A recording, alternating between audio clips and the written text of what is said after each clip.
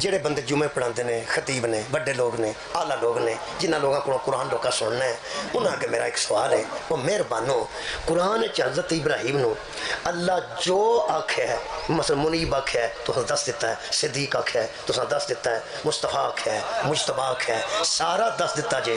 एक कुरान ते हाथ रख के दसो जिस आयत चला इब्राहिम नू शिया आख्या है वो क्यों? हाँ, मैं आपकी बात से मुत्तफिक हूं कि कुरान में कोई सुन्नी नहीं है, लेकिन कुरान मजीद में शिया का लफ्ज़ है।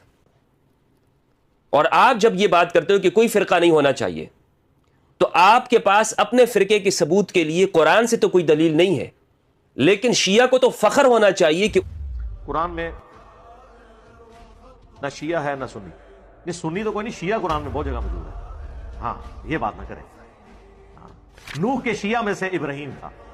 शिया का मतलब है ग्रोह। बिस्मिल्लाहिर्रहमानिर्रहीम। इनकी बात आपने सुन ली, अब हमारी गुफ्तगू भी समाअत फरमा दीजिए।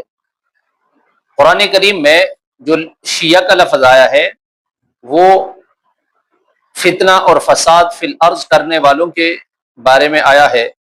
इसी जगह रसूलों के इनकार करने वालों को शिया कहा गया है। किसी जगह तफर्रुका डालने वालों के बारे में शिया का लफ्ज़ जिक्र किया गया है। अब ये सारी तफसील आप अपनी ज़बानी खुद कुरान करीम में मुलाहज़ा फरमा दीजिए। कुरान करीम में शिया का माना क्या है और ये लोग उससे क्या माना लेते हैं, तो आप खुद मुलाहज़ा फरमाएं। सूरतुल अनाम आयत नंबर 159 है। अल्लाह ताला ने इरशाद फरमाया, इन्नल्लज़ीना फ़र्रक़ू दीनहुम व कानू शियअन लस्त मिनहुम फ़ी शै। बेशक जिन लोगों ने अपने दीन को टुकड़े टुकड़े कर दिया और वो ग्रोह मुख्तलिफ फ़िरक़े बन गए, शिया बन गए। ए नबी सल्लल्लाहु अलैहि वसल्लम, आप उनसे कोई ताल्लुक नहीं, आपका उनसे कोकोई ताल्लुक नहीं। मिनल्लज़ीना फ़र्रक़ू दीनहुम व कानू शियअन लस्त मिनहुम फ़ी शै। सूरत अनाम है, आयत नंबर 159 है। इसी तरह सूरत रूम सूरत नंबर 30 है और आयत नंबर 31 और 32 है।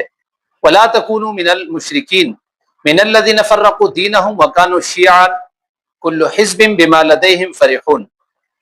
और तुम मुशरिकों में से न हो जाना, यानी उन लोगों में से जिन्होंने अपने दीन को टुकड़े टुकड़े कर दिया और वो ग्रोह ग्रोह यानी फ़िरक़े फ़िरक़े शिया बन गए। हर ग्रोह उसी पर खुश है जो उसके पास है। तो अब इसमें भी देखो साफ इरशाद फरमाया कि उन लोगों में से जिन्होंने अपने दीन को टुकड़े टुकड़े कर दिया उनमें से न हो जाना। सूरतुल अनाम आयत नंबर 6 सूरत नंबर 6 है और आयत नंबर 65 है। कुल हुवल क़ादिरु अला अन यबअस अलैकुम अज़ाबन मिन फ़ौक़िकुम औ मिन तहति अर्जुलिकुम औ यल्बिसकुम शियअन व युज़ीक़ बअज़कुम बअस बअज़। आप फरमा दीजिए कि वो उस पर भी कादिर है कि तुम्हारे ऊपर से या तुम्हारे पाँव के नीचे से तुम पर अजाब भेज दे, या तुम्हें मुख्तलिफ ग्रोहों और फ़िरक़ों में खलत मलत करके ठुकरा दे और तुम्हें एक दूसरे की लड़ाई का मज़ा चखा दे। तो यहाँ पर भी शिया का लफ्ज़ है और आपने तर्जुमा सुन लिया कि यहाँ पर क्या बना है। सूरतुल क़सस आयत नंबर 4 है। इन्न फ़िरऔन अला फ़िल अर्ज़ि व जअल अहलहा शियअन यस्तज़इफ़ु ताइफ़तम मिनहुम। बेशक फ़िरऔन ने ज़मीन में सरकशी की और वहाँ के रहने वालों को मुख्तलिफ ग्रोहों में तकसीम कर दिया। वो इनमें से एक ग्रोह बनी इसराइल को कमज़ोर करना चाहता था। अब देखो यहाँ पर शिया का लफ्ज़ है, आपने तर्जुमा सुन लिया कि शिया का लफ्ज़ यहाँ पर किस माने के लिए आया है। सूरतुल क़मर आयत नंबर 51 है। वलक़द अहलकना अश्शियाअकुम फ़हल मिन मुद्दकिर। और बेशक हमने तुम जैसे सरकश और फितना परवर ग्रोहों को हलाक कर दिया, तो क्या कोई है जो नसीहत पकड़े। इसमें देखो बड़ी वजाहत के साथ ये दर्ज है, तर्जुमे पे गौर करें आप। इसी तरह सूरत सबा आयत नंबर 54 है। कमा फ़ुइला बिअश्याइहिम मिन क़ब्ल इन्नहुम कानू फ़ी शक्किन मुरीब।